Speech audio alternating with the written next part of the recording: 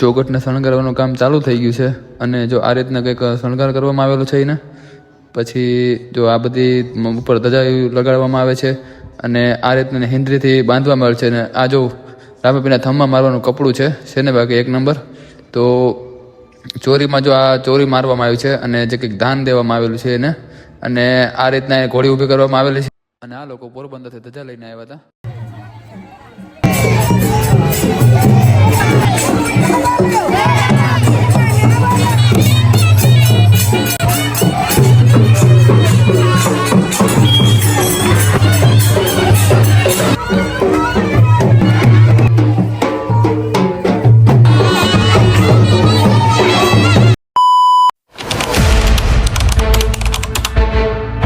Hello મિત્રો, તો પેલા તો બધાને જય રામાપીર, જય લખધણી.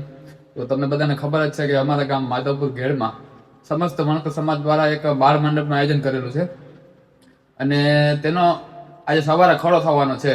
તો અત્યારે એના આગલા દિવસનું જે સામયા છે એ બધું જે ચોગટને જે શણગાર છે એ આ વિડીયોમાં તમને બધું બતાવવામાં આવશે. અને હા, ચેનલની અંદર તમે નવા હો તો ચેનલ સબસ્ક્રાઈબ કરો, લાઈક કરો, શેર કરો અને કોમેન્ટ કરો. તો વિડીયોમાં કન્ટિન્યુ બના રહેજો. ડીજેના તાલ સાથે બરાબર બધા જે ઢોલ નગારા જે સાથે સામૈયાનું જે રીતની વિધિ છે એ બધું વિડીયોની અંદર બતાવવામાં આવશે અને ચોગટ કેવી રીતના ફિટ થાય છે, ચોગટ કેવી રીતના શણગારાય છે એ બધું આ વિડીયોની અંદર બતાવવામાં આવશે.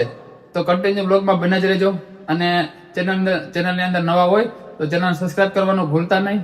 તો જય રામાપીર, જય લખધણી. ચલો વિડીયોમાં આગળ આપણે મળીએ.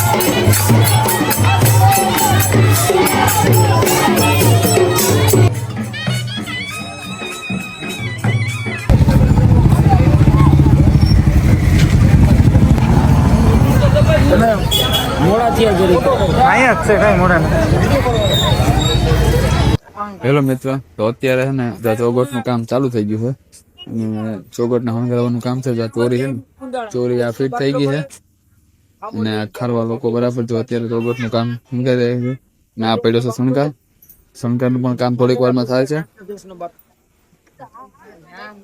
તો હાલ મિત્ર એમ કહી શકાય કે આપણે શું કહેવાય ચોગટનું કામ છે ને 70 થી 80% પૂર્ણ થઈ ગયું છે અને જો આ રીતના બધું કામ ચાલુ છે અને 70 થી 80% કામ પૂરું થઈ ગયું અને આ રીતના શણગારો છે જો ઉપર ધજા મારતી હતી અને આ રીતના શણગારાનો ફેરો છે. તો અત્યારે થંભનું પણ શું કહેવાય કામ પૂરું થવા એવું થયું. અમને ખાલી લાઇટિંગ મારવાની બાકી છે અને આનું કામ ને 90% પૂરું થઈ ગયું છે બરાબર. તો કન્ટિન્યુ બ્લોગમાં બના રહેજો.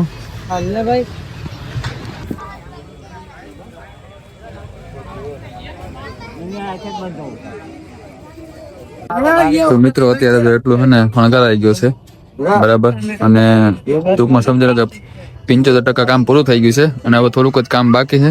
તો વિડીયોમાં કન્ટિન્યુ આગળ બના રહેજો અને આજે જે પ્રોસેસ આવશે, જે કામ આવશે એ તમને વિડીયોમાં અંદર બતાવવામાં આવશે.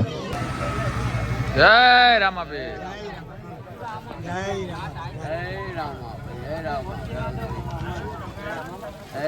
અમારો સીન લઈ લીધો દાદાનો. અરે કાંઈ ઘટે નહીં, સીનમાં ઊભી જાય એટલે બધાને આવી જાય.